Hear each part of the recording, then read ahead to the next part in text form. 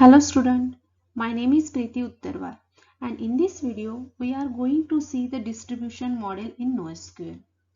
As we know that the primary aim of NoSQL database is to ability to run the database on a large cluster. If the database volume goes on increasing, we need to scale out. So one of the solution is solution in NoSQL is scale out. Scale out means what run a database on a cluster of servers. Now, depending on your distribution model, you can get a data stored and that will give you the ability to handle the large quantity of data. Your DBMS can handle the small amount of data, whereas a NoSQL databases can handle the terabyte or petabyte of data. So, if you want to handle the large amount of data, you can use the distribution model. A data distribution model is divided into two types, replication and sharding. Replication means it takes some data and copies it on multiple nodes.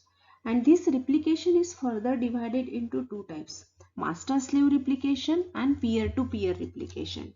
And sharding means it puts different data on different nodes. So let's see all these one by one. Before going to see the master-slave replication, we will see the single server distribution. The first and the simplest distribution option is one we would recommend the no distribution at all. Run the database on a single machine that handle all the reads and writes to the data stored. And we prefer this option because it eliminates all the complexities and that the other option introduce it's easy for the operations people to manage, and it is also easy for the applications developers also. Graph database are the obvious category. Here these work best in the single server configuration. Now we will see the master slave replication. This diagram shows the master slave replication. With master slave distribution, you replicate data across multiple nodes, and one node is designated as the master or primary node, and this master is authoritative source for the data and is usually responsible for processing any update to that data, and the other nodes are the slave or the secondary node. A replication process synchronizes the slave with the master. And in master slave replication is most helpful for scaling when you have a read intensive data, and you can scale horizontally to handle more read requests by adding more slave nodes and ensuring that all read requests are routed to the slave. You still limited by the ability to the master to process update and its ability to pass those updates on. Consequently, it is not seen a good schema for the dataset with a heavy write traffic. Although offloading the read traffic will help a bit with handling the write load. A second advantage of master-slave replication is a read resilience. Should the master fail, the slave can still handle the read request. Again, this is helpful if the most of your data access is reads and the failure of the master does eliminates the ability to handle the write until either the master is restored or the new master is appointed. Having a slave as a replicates of the master does speed up recovery after a failure of the master, since a slave can be appointed a new master very quickly. And the ability to appoint a slave to reduce a failed master means that master slave replication is useful even if you don't need to scale out, and all read and write request or traffic can go to the master while the slave act as a hot backup. And in this case, it's easiest to think of the system as a single server stored with a hot backup. You get the convenience of the single server configuration but with greater resilience, with the particularly handy if you want to able to handle server failure gracefully. This is the second type of replication. that is peer-to-peer replication. Master-slave replication helps with the read scalability but doesn't help the scalability of writes. It provides a resilience against failure of slave, but not of a master. Essentially, the master is still a bottleneck and a single point of a failure. But peer-to-peer replication attack this problem by not having a master.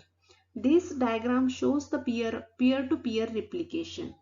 All the replicas have the equal weight and they can all accept write, and the loss of the any of them doesn't prevent access of the data store.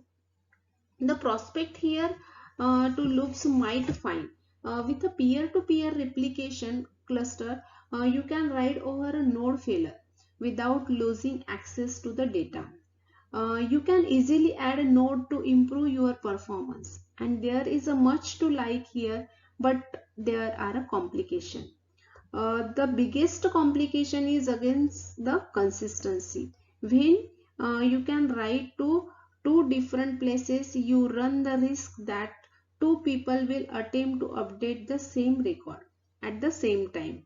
Write conflict get occur. An inconsistency of a read lead to problem, but at least they are relative transition. Inconsistent write are forever, and we will talk more about how to deal with the write inconsistencies. But for the moment, we will note a couple of a broad option at one end.